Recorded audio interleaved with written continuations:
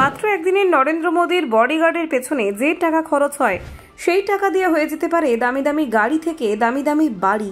জানেন নরেন্দ্র মোদীর বডিগার্ডরা ঠিক কত টাকা বেতন পান? এক দিনে তাদের পেছনে সরকারকে কত টাকা খরচ করতে হয়? কালো পোশাক, কালো সানগ্লাস, কালো সুটকেস, এরাই হলেন প্রধানমন্ত্রী মোদীর অদৃশ্য ঢাল, বলতে গেলে প্রধানমন্ত্রীর ছায়া সঙ্গী। কিন্তু এই রহস্যময় এসপিজি কমান্ডো কারা? কিভাবেই বা চাকরি পান তারা? মোদীর চারপাশে অদৃশ্য প্রাচীর যে এসপিজি বাহিনী, সেই বাহিনীর এবার গোপন জগৎ হলো উন্মোচিত।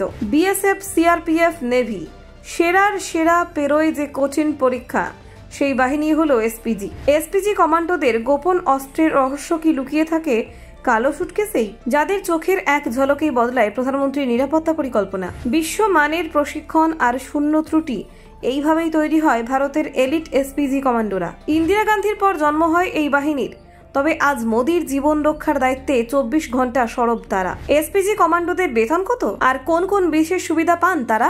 জেনে নিন খুঁটিনাটি সব। কালো পোশাক, কালো সানগ্লাস, হাতে কালো সুটকেস, চোখে চিলের মতো তীক্ষ্ণ নজর। ভারতের প্রধানমন্ত্রীকে ঘিরে এমন দৃশ্য প্রায় দেখা যায়। অনেকেই মনে করেন এরা সাধারণ দেহরক্ষী, কিন্তু বাস্তবে এরা দেশের সবচেয়ে দক্ষ এবং প্রশিক্ষিত নিরাপত্তা বাহিনীর সদস্য।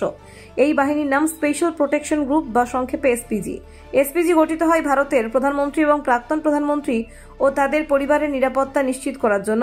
1981 সালে প্রাক্তন প্রধানমন্ত্রী ইন্দিরা গান্ধীর হত্যার পর এই বাহিনী গঠনের প্রয়োজনীয়তা অনুভূত হয়।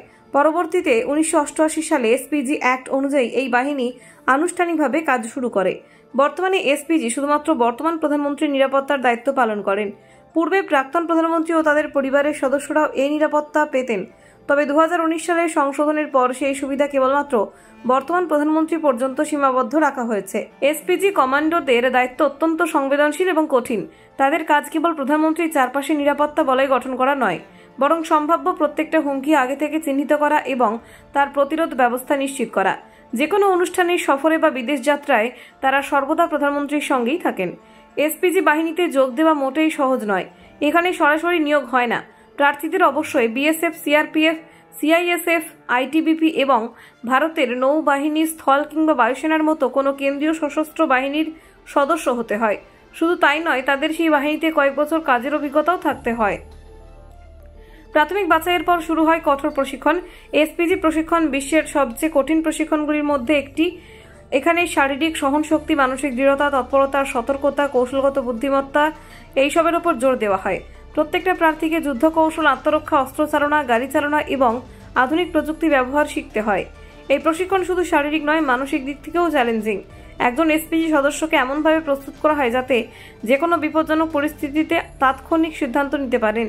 তাদের উপর নির্ভর করে থাকে দেশের প্রধান নির্বাহী ব্যক্তির জীবন রক্ষা। এসপিজি সদস্যদের হাতে যে কালো সুটকেস দেখা যায় তা আসলে অত্যাধুনিক বুলেট প্রুফ শিল্ড। এটি একটি ভাঁজ করা মোবাইল সুরক্ষা ব্যবস্থা, যা সেকেন্ডের মধ্যে খোলা যায়। কোনো আকস্মিক আক্রমণের সময় এই সিলটি খুলে প্রধানমন্ত্রীর সামনে ধরা হয়, যাতে তিনি সম্পূর্ণ সুরক্ষিত থাকেন। এই বাহিনীর সদস্যরা বিশ্বের উন্নত দেশগুলির বিশেষ নিরাপত্তা ইউনিটগুলির সঙ্গে নিয়মিত প্রশিক্ষণ বিনিময় করেন।